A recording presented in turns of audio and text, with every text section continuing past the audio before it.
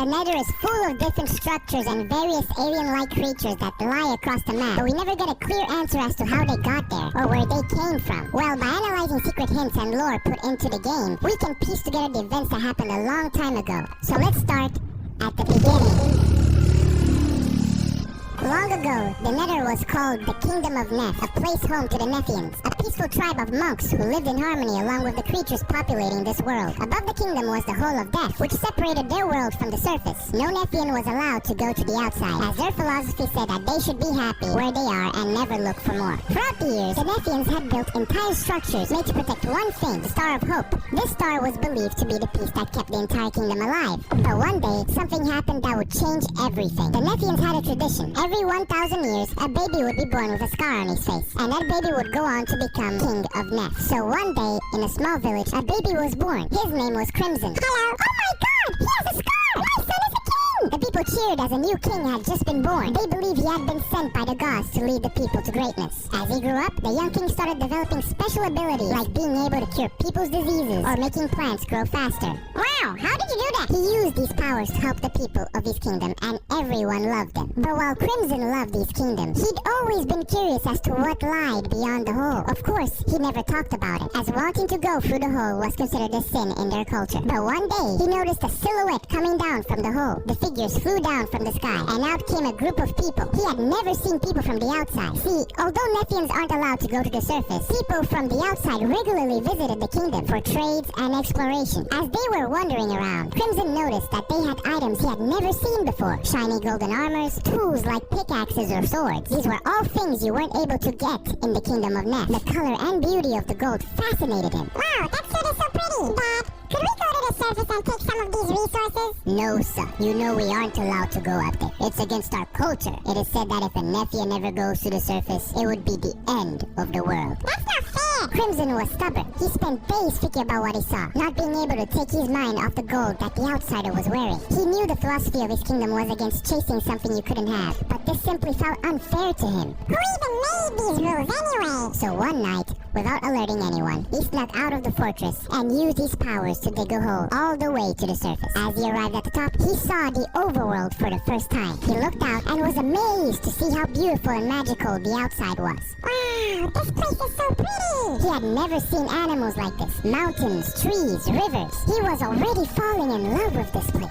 But all of these emotions went away as he realized none of the people from his kingdom would ever get the chance to see this. Why weren't the Nethians allowed to go up there? This isn't fair! We're stuck in a giant cave while people get to live up here? I need to stop this. As a king, he had the responsibility to lead them to a better life, so he was going to tell them about what he saw. He went back down to his kingdom and gathered everyone for an announcement. My dear people, I've decided that we will all extend our kingdom to the world of the surface. Everyone in the audience was shocked and baffled at what they had just heard, and started wondering why he would say such a thing. After all, going to the outside was considered treason, but the people trusted their king too much, so they kept listening. I have seen the outside. It's the prettiest thing I've ever witnessed. I'm inviting anyone who is interested to come and explore it with me. The entire crowd stayed silent. Not a soul stood up to come with him, except for a group of people who decided they would go with him. So for the next few days, they started building a staircase that reached all the way to the hole. As they entered the overworld, their jaws dropped. This was the prettiest place they had ever seen. Soon, they started making a base using the new blocks from this mysterious world. But soon after, a group of men wearing armor noticed them. Hey, you guys are Nethians! You aren't supposed to be up here! Oh, don't worry, we simply moved. This place is great! No, this is our territory! You are not allowed to build here! But we are good people! Can't we all just live in harmony in this place? That's it! Take them down! No! Crimson watched in horror as dozens of his tribe members got murdered by the men. I need to go back in the hole! Crimson had just witnessed his own people getting killed because of his decision. It made him angry. This wasn't fair. He wanted to bring them up here so they could have a better life. How dare they do this to us?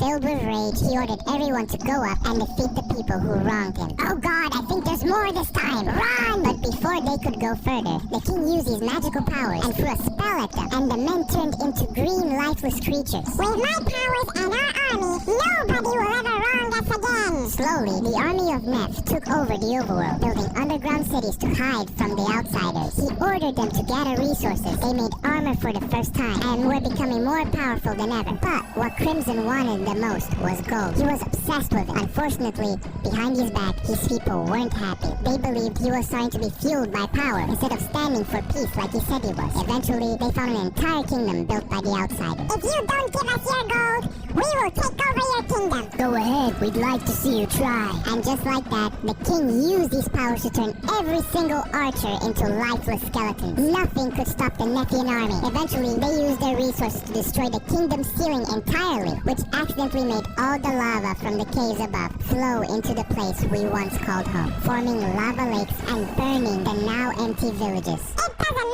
matter. This place represents our past. We need to move to the future. The Nethians abandoned the cave they lived in for millions of years, and every part of that world started decaying. The flowing lava filled up the valleys and burnt almost all remaining nature. But the king needed more power, so he decided to take the most vital part of his former kingdom for himself, the Star of Hope. Taking that star would give him power so great, he could take over the overworld in an instant. Since you two are my most loyal soldiers, I believe we should all three share the powers of the Nether Star. Yes, sir. But as the three men took the star, a giant explosion of light happened, and they all started merging into one unstoppable creature. His army kept taking lives, raiding villages, and stealing resources, to the point where people started calling him the Wither, as any place he went to would wither away and die. But the Nethian people weren't happy. Their blind trust for their leader had led them to go against everything they once stood for. What was once considered a group of peaceful beings were now barbaric raiders that would destroy anything and anyone who stood before them. This wasn't making their lives better. If anything, the constant fighting made it worse. So one day, Crimson's mom stood up for the people and confronted her son. Son, you need to stop this. We're tired of the raiding. You promised you would give us a better life by bringing us here, but you're forcing us to destroy everything we come across. We are a tribe that stands for peace, not war. This is peace, Mother. Don't you get it? These people are evil. We're eliminating them so that peace is the only thing left. Death is not peace. That's it. We're going back to the Neth Kingdom. No, I am the king. You do what I say. If I say you need to get me gold, you get me gold. We won't keep getting gold for you. And no amount of your magic powers will make us do that. Oh yeah? In anger, the king used his power against his own people, turning every one of them into pigs that could only think about one thing, getting gold for him. Now they would finally listen. I'm sorry, Mother, but this empire needs to grow. The king and his new army of piglins went back to the cave to prepare a better plan in order to take over the overworld. He used these powers to make blazes and gas, throw fireballs instead of seeds, and slowly all the beautiful nature turned into red, burning blocks. He hated this place. He believed it represented a flawed philosophy that once prevented people from thinking for themselves. Now the only thing they could think of was to obey him. But one day, a man came up to him. He was the last Nethian alive. Son, what have you done? This place was meant to be for us, and you ruined it. How are you alive, Father? And how dare you question me? I am the man whose job is to restore the balance. Your reign ends now. That's it, old man. You're done. What? How are you still alive? You have tarnished what was once a good place. You let it wither away and die. All that for gold? I am the king. You don't tell me what to do with my powers. The man then flew into the sky and started rebuilding the ceiling that once separated the kingdom of Neth from the overworld. Instead, this time, he built it out of bedrock so that nobody could ever exit this place again. No! The Wither King was now trapped for eternity in a kingdom that he had destroyed out of greed. This place will not be remembered, and the memory of everything that this place once was will haunt you forever. Why? Everything I did was to protect and empower my people. My people deserve a better life. Protect my people.